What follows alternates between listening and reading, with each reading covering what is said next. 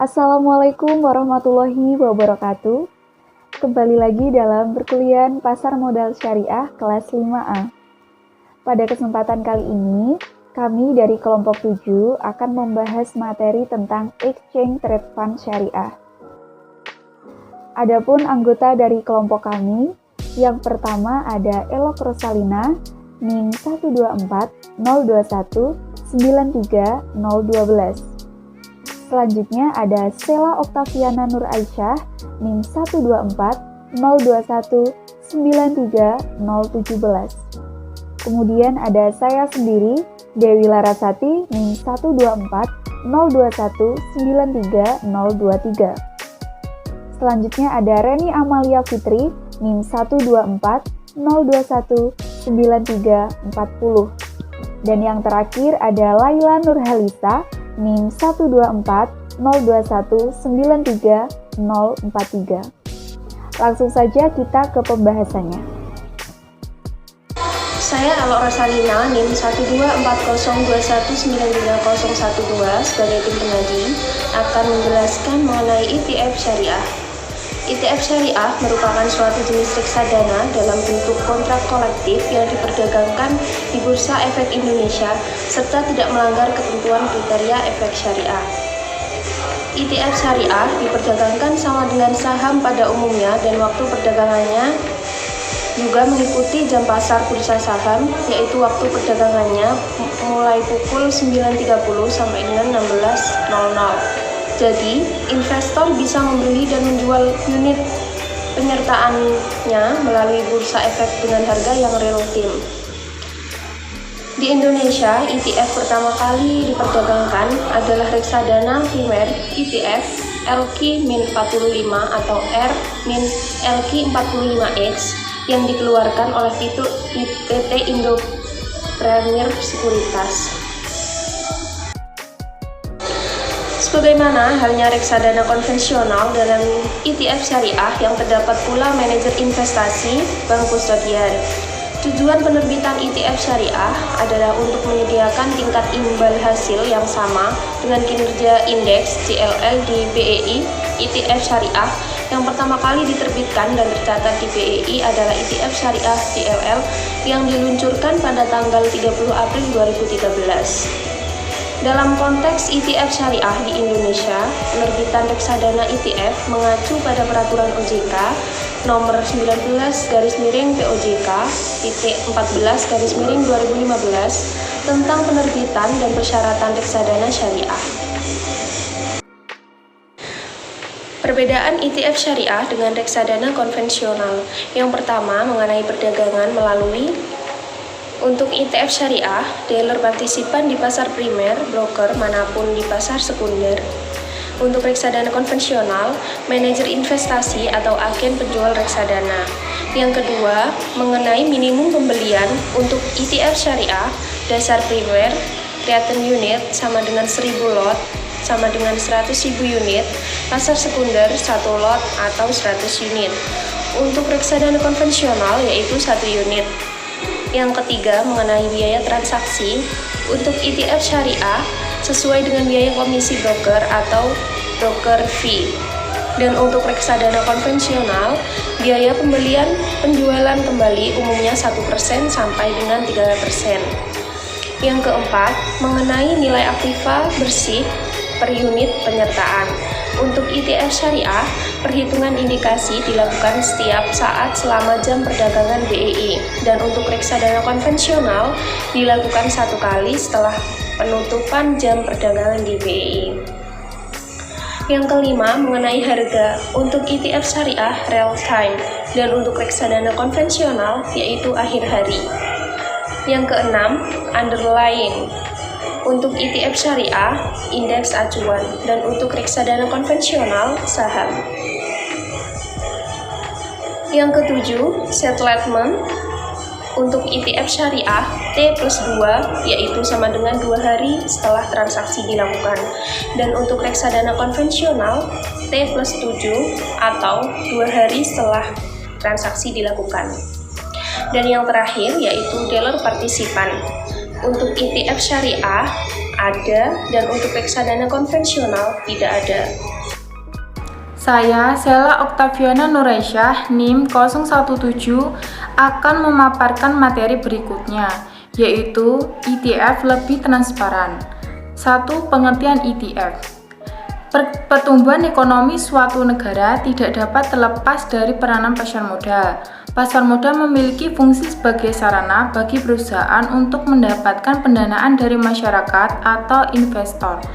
Dana yang didapatkan dari masyarakat dapat digunakan mengembangkan usaha, penambahan modal kerja, serta pasar modal juga merupakan sarana dari masyarakat untuk melakukan investasi pada instrumen keuangan.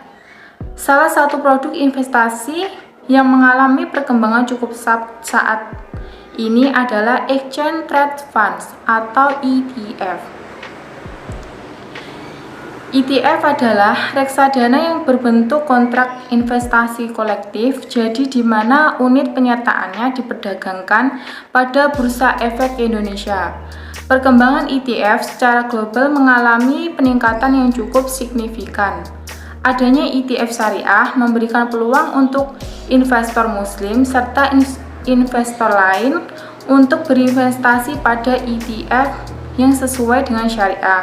Perbedaan antara ETF konvensional dengan ETF syariah terletak pada prinsip yang digunakan dalam transaksi serta unsur-unsur yang tidak diperbolehkan.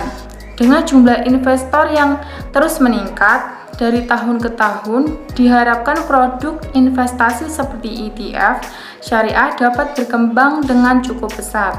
Hal ini disebabkan ETF syariah banyak dikenal oleh masyarakat Indonesia. Materi selanjutnya yaitu 2 tujuan ETF. Tujuan dari ETF adalah untuk mengetahui kinerja dari suatu indeks. Kinerja dari ETF dapat terlihat dari NAV dan harga saham. ETF dapat dibagi menjadi dua, yaitu ETF replikasi fisik dan ETF replikasi derivatif. Untuk mereplikasi indeks, ETF yang mereplikasi secara fisik akan membeli aset yang sama dengan indeks replikasi. Ada dua teknik pelacakan fisik, yaitu replikasi secara penuh dan replikasi sampel. Pada teknik replikasi secara penuh, semua aset pada indeks memiliki nilai sama dalam indeks. Untuk replikasi sampel, ketika menggunakan pendekatan optimisasi, manajer atau investasi akan membeli sampel dari suatu indeks yang bertujuan untuk mereplikasi kinerjanya. Pengambilan sampel akan berfokus pada stok terbesar. Hal ini dilakukan untuk mengurangi biaya transaksi. ETF dikelola dengan dua cara, yaitu pasif dan aktif. ETF pasif, manajer atau investasi bertugas mengawasi ETF dengan pendekatan hands-off, yaitu memastikan ETF mengikuti indeks sehingga manajer atau investasi tidak akan melakukan intervensi jika indeks menjadi lebih buruk. Sedangkan pada ETF aktif, manajer atau investasi akan berusaha untuk mengungguli indeks yang ditunjuk. Materi yang selanjutnya yaitu 3 jenis-jenis ETF. Jenis-jenis ETF terdiri dari ETF indeks, ETF obligasi, ETF komoditas, dan ETF mata uang asing. ETF berbasis indeks akan berupaya untuk mendapatkan pengembalian dari pasar yang ingin diikuti dan mengurangi biaya. ETF obligasi adalah salah satu jenis ETF yang secara eksklusif melakukan investasi pada obligasi. Umumnya, ETF komoditas berfokus pada komoditas tinggal hingga penyimpanan fisik atau fokus pada investasi kontrak berjangka. ETF komoditas umumnya menggunakan leverage yang menggunakan kontrak derivatif. Pada ETF mata uang asing dirancang untuk melacak kinerja mata uang di pasar valuta asing terdapat dolar Amerika Serikat atau sekumpulan mata uang. Baik, saya Dewi Larasati NIM 023. Di dalam ETF lebih transparan, ada 4 konteks yang dibahas dalam kelompok kami, di mana 3 poin yang pertama sudah disampaikan oleh rekan-rekan saya, dan selanjutnya saya akan membahas tentang konteks yang keempat, yakni tentang peluang dan tantangan ETF, juga ETF syariah di Indonesia. Di Indonesia, ETF juga ETF syariah mempunyai peluang untuk terus tumbuh di masa depan. Terlebih, Indonesia ini merupakan salah satu negara dengan penduduk muslim terbesar di dunia. Kalau tidak salah, Indonesia ini menempati posisi keempat dengan jumlah penduduk muslim terbesar. Hal ini merupakan peluang bagi pasar modal, juga pasar modal syariah, dan juga akan berpotensi untuk terus tumbuhnya investor-investor. Nah, jadi selain dengan jumlah penduduk muslim yang banyak ini, ada keuntungan ETF yang juga dapat menjadikan peluang ETF ini dapat berkembang lebih baik di Indonesia. Keuntungannya ialah transparan. Jadi produk ETF dan ETF syariah ini mereka lebih transparan daripada produk-produk investasi yang lainnya. Mengapa demikian? Karena pada investasi ETF ini, para investor atau seseorang yang berinvestasi di ETF ini dapat melihat perkembangan investasinya dan saham-sahamnya kapan saja dan di mana saja. Hal inilah yang dapat menjadikan daya tarik untuk para investor agar dapat berinvestasi pada ETF. Investor ini termasuk para investor muslim maupun non-muslim ya teman-teman. Kemudian teman-teman, mengapa ETF syariah ini dapat berpeluang besar di Indonesia? Karena ETF ini merupakan salah satu produk investasi yang memang biasa dicari oleh para investor muslim. Karena biasanya investor muslim ini mencari tempat atau media untuk berinvestasi itu yang tidak menggunakan riba. Jadi ETF syariah ini dapat menjadi pilihan mereka semua. Baik, setelah kita bicara tentang peluang dari ETF juga ETF syariah ini, selanjutnya kita akan membahas tentang tantangan ETF di Indonesia nih teman-teman. Tantangan yang akan dihadapi ETF ini, saya menemukan ada 2 tantangan dan akan dibahas pada kesempatan ini. Yang pertama yaitu terbatasnya literasi tentang ETF, juga ETF syariah di Indonesia. Dan yang kedua, belum adanya fatwa yang mengatur atau yang membahas tentang kepatuhan syariah yang dikeluarkan oleh DSN. Ini menurut Prakasa pada tahun 2012. Kita bahas satu-satu. Yang pertama tentang terbatasnya literasi terhadap ETF juga ETF syariah. Nah, jadi masyarakat Indonesia ini masih belum banyak yang mengetahui tentang pasar modal juga pasar modal syariah. Hal inilah yang membuat mereka enggan atau masih kurang berminat untuk menginvestasikan dana mereka pada pasar modal. Tapi teman-teman, seiring dengan berjalannya waktu ini, seperti sekarang ini kan sudah banyak sekali ya aplikasi-aplikasi atau tempat-tempat investasi yang biasa anak muda pakai seperti Ajaib, Bibit, dan lain-lain. Hal itu menurut saya sudah menjadi titik terang bahwa masyarakat atau generasi sekarang ini sudah mengetahui tentang pasar modal dan mereka sudah mulai berinvestasi sejak dini.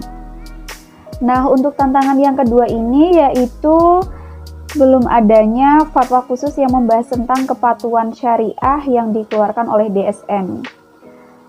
Ini teman-teman yang membuat contohnya ketika akan berinvestasi itu pasti kita melihat terlebih dahulu apakah di dalam investasi ini bagaimana, adakah undang-undang atau peraturan yang mengaturnya. Nah, ini terkhusus untuk ETF syariah apabila belum ada fatwa yang mengatur tentang kepatuhan syariah ini yang dikeluarkan oleh DSN, Maka hal inilah yang membuat para investor muslim itu masih enggan untuk berinvestasi di ITF. Karena mereka khawatir nanti kalau misalnya suatu saat terjadi apa-apa atau ada resiko dari investasi tersebut, mereka kan juga bingung harus meminta pertanggungjawaban pada siapa. Baik, untuk materi yang berikutnya yaitu ITF lebih fleksibel. Yang pertama ada deskripsi fitur ITF. ITF ini sendiri merupakan penggabungan antara unsur reksadana dalam hal pengelolaan dana dengan mekanisme saham dalam hal transaksi jual maupun beli. Dalam pengelolaannya terdapat sejumlah pihak yang terlibat, yaitu yang pertama ada manajer investasi, yang kedua ada bank kustodian, yang ketiga ada dealer partisipan anggota bursa efek yang melakukan penjualan atau pembelian unit penyertaan, yang keempat ada sponsor pihak yang melakukan penyertaan dalam bentuk uang atau efek, dan yang kelima ada investor. Jadi, kelima pihak yang saya sebutkan tadi, mereka semua terlibat dalam hal transaksi ITF. Lalu bagaimana mekanisme transaksi dalam ITF? Transaksi perdagangan ITF ini pada dasarnya dapat dilakukan dalam dua metode ya teman-teman. Yang pertama ada transaksi via pasar saham primer dan yang kedua ada transaksi via pasar saham sekunder. Jika dalam pasar primer biasanya investor ini membeli atau menjual unit penyertaan ITF dalam bentuk unit kreasi kepada MI. Nah, satu unit kreasi ini biasanya bernilai kurang lebih 100.000 unit penyertaan. Akan tetapi mekanisme melalui pasar primer ini biasanya digunakan untuk transaksi dalam nominal yang besar. Sementara dalam pasar sekunder, biasanya investor ini memperjualbelikan unit penyertaan reksadananya dalam bentuk unit lot. Nah, satu lot ini nilainya setara dengan 100 unit penyertaan pada Bursa Efek Indonesia. Mekanisme transaksi melalui pasar sekunder ini biasanya dilaksanakan khusus bagi para investor retail bernilai transaksi yang relatif kecil. Saya Reni Amal Fitri, NIM 040, akan memaparkan materi mengenai hubungan risiko dengan kinerja. Dalam ITF tersebut terdapat dua penelitian sebelumnya yang menggunakan risiko sebagai salah satu variabel independennya. Dalam risiko tersebut memiliki pengaruh yang positif dan signifikan. Hal ini sesuai dengan teori Heikris dan Heikretun, di mana sebuah investasi akan mendapatkan pengembalian yang tinggi apabila memiliki risiko yang tinggi pula, dan besarnya return akan searah dengan besarnya risk. Materi selanjutnya yaitu mengenai hubungan tracking error dengan kinerja ITF. Dalam hal itu, terdapat tolak ukur kinerja ITF adalah bagaimana suatu manajer investasi tersebut mampu menciptakan produk yang mampu mereplikasi return dan risk tersebut yang dimiliki oleh benchmark index. Dalam hal itu, terdapat masalah utama bagi manajer investasi, yaitu dalam menangani reksadana yang diatur secara pasif, yaitu terdapat kegagalan untuk melakukan replikasi secara tepat return dari indeks yang dijadikan sebagai tolak ukurnya. Tracking error yang diperoleh dengan membandingkan antara return dari ETF tersebut dengan return dari indeks. Acuannya yaitu menggambarkan seberapa besar sebuah ETF memiliki perbedaan dari indeks acuannya, di mana semakin angka tracking error tersebut mendekati nilai 0, maka menunjukkan bahwa tingkat replikasi ETF tersebut semakin baik. Tingkat tracking error dipengaruhi oleh banyak hal, misalnya dalam sebuah ETF tersebut dengan indeks acuan yang mengacu pada indeks yang memiliki komposisi yang banyak belum tentu memiliki jumlah saham yang sama. Selanjutnya yaitu mengenai hubungan expense ratio dengan kinerja ETF, di mana expense ratio tersebut adalah sebuah rasio dari beban yang dikenakan langsung terhadap sebuah ETF tersebut. ETF yang memiliki objektif untuk menyamai dan mereplikasi kinerja sebuah indeks pada dasarnya akan mengalami beberapa kendala mendasar, antara lain terdapat pada komposisi underlying asset dan expense ratio. Dapat menimbulkan perbedaan aset antara ETF dengan indeksnya karena expense ratio tersebut dapat mengurangi jumlah aset yang dimiliki oleh ETF tersebut. Pengaruh expense ratio tersebut terhadap kinerja suatu fund sangatlah besar. Bahwa terjadinya tracking error tersebut adalah karena adanya beban yang harus diterima oleh suatu ETF tersebut. Persebaran performa dari sebuah passively managed fund adalah karena perbedaan bagaimana kemampuan reksadana bereaksi pada perubahan komposisi indeks dan perbedaan pada beban yang dikenakan diukur dengan expense ratio tersebut. Hal ini dapat menunjukkan bahwa pada kondisi normal, rasio beban suatu ETF tersebut akan menyebabkan adanya selisih negatif antara sebuah indeks dengan sebuah fund. Selanjutnya mengenai pengelolaan dana ETF. Dalam pengelolaan dana ETF tersebut, perusahaan sekuritas sebagai anggota bursa bekerja sama dengan manajer investasi atau MI untuk melakukan transaksi jual beli unit penyertaan ETF tersebut. Indonesia saat ini memiliki 6 dealer yang ikut berpartisipasi, yakni Bahasa Sekuritas, Mandiri Sekuritas, Philips Sekuritas, Indo Premier Sekuritas, dan Panen Sekuritas. Namun perlu kita ingat bahwa beberapa reksadana biasa dengan reksadana yang unit penyertaannya diperdagangkan di bursa efek dapat dibandingkan sepanjang jam perdagangan bursa efek tersebut yang bersangkutan.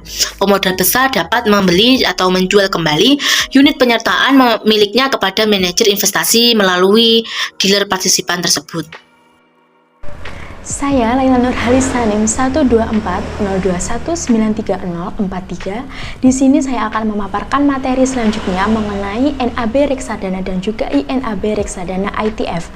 NAB atau nilai aktiva bersih adalah nilai seluruh aktiva yang dihitung berdasarkan nilai dari surat-surat berharga dan juga kas dalam portofolio reksadana, yang kemudian dikurangi dengan jumlah seluruh kewajiban-kewajiban reksadana dan dibagi dengan jumlah unit penyertaan reksadana yang beredar. NAB dihitung oleh manajer investasi. NAB setiap reksadana dihitung sebanyak 1 kali dalam 1 hari pada waktu pasar perdagangan surat-surat berharga portofolio dalam reksadana ditutup.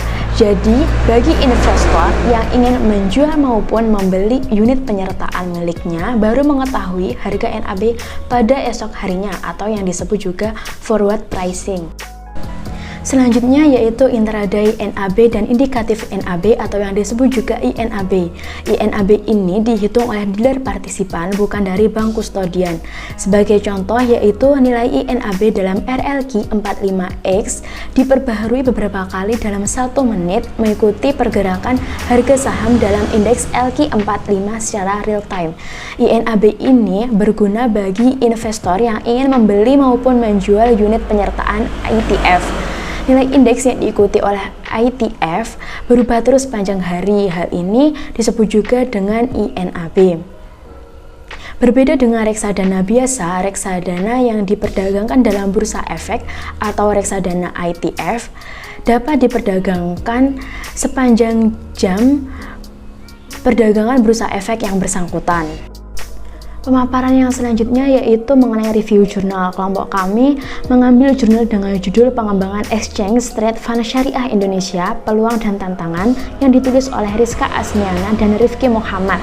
Isi dari jurnal tersebut yaitu adanya beberapa tantangan yang dihadapi oleh ITF syariah dalam perkembangannya di Indonesia. Tantangan yang pertama yaitu pada tahun 2020 hanya ada 3 ITF syariah di Indonesia. Hal ini mengindikasikan bahwa ITF syariah belum dapat berkembang secara baik di Indonesia dikarenakan partisipan yang ingin menerbitkan produk ITF syariah masih sedikit jika dibandingkan dengan ITF. Tantangan yang kedua yaitu belum adanya fatwa khusus yang membahas tentang kepatuhan syariah serta peraturan yang membahas seperti apakah produk ITF syariah, maka hal ini akan menyulitkan bagi para investor muslim. Tantangan yang terakhir yaitu investor ITF syariah tidak dapat beralih ke produk investasi lainnya. Hal ini dikarenakan adanya pembatasan dan kurangnya sponsor akan produk ITF syariah. Karena produk ITF syariah ini masih tergolong sangat baru. Kekuatan dari jurnal ini yaitu karena peneliti menggunakan metode penelitian kuantitatif, maka penelitian berjalan secara sistematis dan juga objektif, memanfaatkan teori-teori yang ada dan lebih spesifikasi, jelas serta terperinci. Untuk kelemahan dari jurnal, peneliti hanya mengandalkan atau hanya bergantung pada kemampuan dan juga pengalaman peneliti, karena data-data yang dimunculkan dalam penelitian hanya bersumber dari website Bursa Efek Indonesia. Oke teman-teman, itu tadi pembahasan materi tentang Exchange Trade Fund Syariah dari kelompok 7. Kami sebagai penyaji apabila ada kekurangan dan kesalahan, mohon maaf yang sebesar-besarnya. Burung dara cendrawasih, terbang tinggi di udara. Cukup sekian, terima kasih. Semoga bermanfaat bagi kita semua. Wassalamualaikum warahmatullahi wabarakatuh.